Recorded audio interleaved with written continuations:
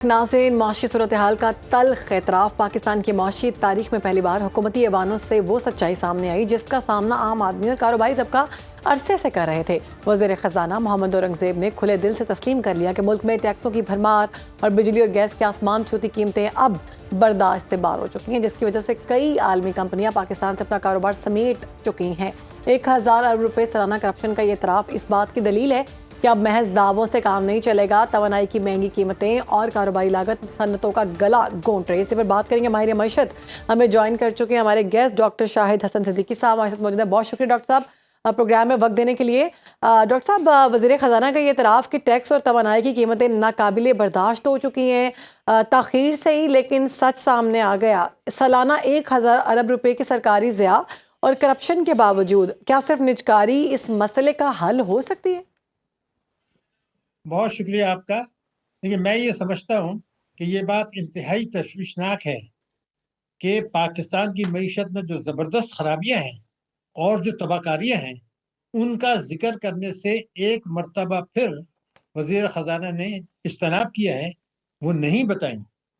उसके 4 वाज़े मुझे मक़ासिद नज़र आते हैं।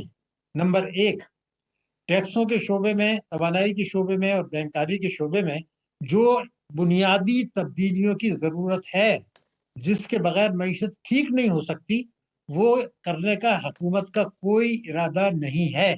ठीक। ये बिल्कुल वाज़ेह हो गई। नंबर 2, मकसद शायद ये नज़र आता है कि निजकारी को तेज़ी से करना, इन असासों को बेचने के लिए एक जवाज़ पैदा किया जा सके। नंबर 2।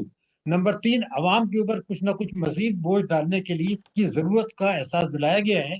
और नंबर 4, इन तीनों की आड़ में ताकतवर तबकों को एक मर्तबा फिर कुछ मज़ीद बरात दे दी जाए कि जी इस तरह से जो है सनती मईशत की तरक्की तेज़ होगी, बरामदात बढ़ेंगी, तो मज़ीद बरात दे देंगे।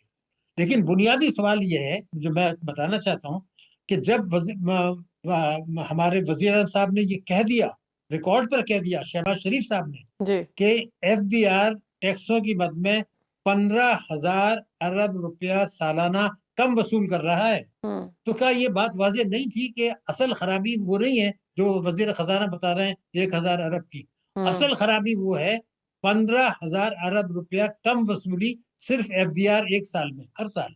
और अगर आप सूबों को भी मिला लें, मईशत को उन्होंने एफबीआर बताया था, और ब्लैक मनी को भी मिला लें, तो ये बनता है 25,000 अरब रुपया साल।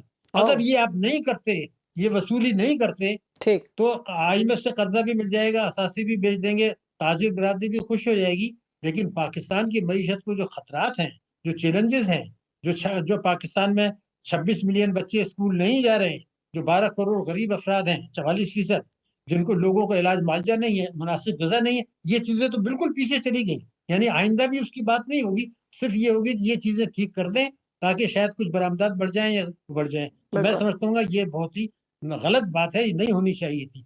दूसरी बात मैं आपको बता दूं जो बड़ी अहम है, और जी। इसको कोई डिनाई नहीं कर सकता। देखिए, बात ये थी कि बैंक्स जो हैं, वहाँ करोड़ों लोगों के खाते हैं, आपके भी होंगे, जी। करोड़ों लोगों के हैं।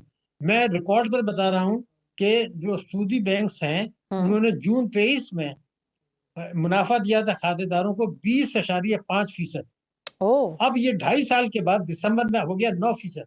तो अगर आप करोड़ों लोगों को जिनके 20,000 अरब रुपए से ज्यादा पड़े हुए हैं करंट अकाउंट निकाल के, उनका ये कीमत ये आधा कर देंगे, तो बचतें तो वो नहीं करेंगे और सरमाए का फरार भी शुरू हो जाएगा। तो सही। सवाल ये पैदा होता है कि बैंकों का डॉक्टर साहब, मुनाफा जो बहुत 2022 अहम में नुक्ते हैं जिनके बारे में आपने ये बात की है। मखसूस तबके को कहा जा रहा है कि सस्ती बिजली, गैस और टैक्स छूट ख़त्म करने की बातें हो रही हैं, तो आप क्या समझते हैं कितना अमली तौर पर, सियासी तौर पर ये काम मुमकिन हो सकेगा? दूसरा, आम शहरी की अगर हम बात करें, छोटे कारोबारी तबके की हम बात करें, तो हकीकी रिलीफ इनको कब मिलेगा? ये जो पॉलिसीज़ चेंज हो रही हैं या फिर ये जो बातें कर रहे हैं, इससे, चूँकि आप माहिर मईशत हैं, आप समझते हैं कि आने वाले टाइम में कोई आम तबके को भी रिलीफ मिलेगा या फिर ये सिर्फ बातें हैं? पता ही नहीं मिलेगा, और कुछ रिलीफ मिलेगा तो हुँ। दूसरे हाथ से उनकी दूसरी जेब से उससे दुगना वापस ले लिया जाएगा। ये बात मैं ओह! इसलिए कह रहा हूँ कि इस हुकूमत ने खुद जो कौमी बचत स्कीमें हैं, जहाँ पेंशनर्स भी पैसा लगाते हैं, बेवाएं भी लगाती हैं, हुँ। और माजूर अफराद भी लगाते हैं, उनकी शरह मुनाफा में भी जबरदस्त कमी कर दी है। लेकिन 9 करोड़ लोग ऐसे हैं जिनके पास मोबाइल हैं, बेचारे प्लम्बर हैं, इलेक्ट्रिशियन हैं, घरेलू खवातीन हैं, मजदूर हैं, जिनकी आमदनी नहीं है। جن سے آپ ٹیکس نہیں لے سکتے ان سے بھی آپ ٹیکس لے رہے ہیں. لیکن جب یہ طبقہ خود بولنے کے لیے تیار نہیں ہے, تو پھر وہ تو کرتے پینشنر رہے. تو تیار نہیں ہے, تنخواہ دار طبقے جن کے ساتھ ظلم ہو رہا ہے وہ صرف سیاست بات کرنا چاہتے ہیں, تو پھر حکومت کو کیا پریشانی ہے کہ وہ ان لوگوں کو نظر انداز کر دی. میں بات یہ کیوں کہہ رہا ہوں؟ پھر آپ نے جی ایس ایم ایز کی بات کی. جی. دیکھیے پہلے آپ ایک بالکل ریکارڈ پر ایک بات میں بتا دوں جو دنیا میں کہیں نہیں ہوتا وہ پاکستان میں ہوا ہے. آپ یہ دیکھ لیجئے کہ میں نے نومبر 2025 کی فگر دیکھ رہا تھا. جی ہماری تمام بینکوں نے مل کے پورے پاکستان میں انہوں نے کوئی 13,500 ارب روپے کے قرضے دیے ہوئے ہیں, صنعت, تجارت, زراعت, مائکرو فائنانس. اس کے مقابلے میں حکومت نے جو سرمایہ کاری انہوں نے کر دی ہے جو ان کا کام نہیں ہے وہ 31,000 ارب روپے ہے. صحیح. تو آپ یہ بتائیے کہ جب آپ قرضے ہی نہیں دے رہے, نہ تاجر مانگ رہے ہیں اس لیے کہ وہ اسٹاک ایکسچینج تو میں پھر جا رہے ہیں. معاملات کیسے تو میں بتاؤں؟ نے یورپ میں بینکنگ کی ہے, افریقہ میں کی ہے, ایشیا میں کی ہے, پاکستان میں, اور بہت سینئر پوزیشنز میں کی ہے. ٹھیک. میں نے ساری دنیا میں کہیں نہیں دیکھا کہ تجارتی بینک قرضے دینے کے بجائے سرمایہ کاری کریں. اب آپ بتائیے کہ 13,000 اور 31,000 کا فرق ہے.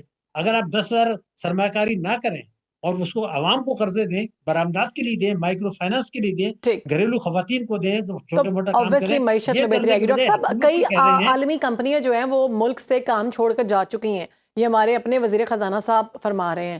ابھی جو موجود ہیں کچھ چند, ان کی حکومت کو ایسے کون سے اقدامات کرنے کی ضرورت ہے کہ وہ رہیں تاکہ معاملات بہتر ہوں, اور جو پالیسی میکرز ہیں ان کو آپ کیا مشورہ دیں گے کہ ان کو فوری طور پر کون سے اقدامات کرنے چاہیے؟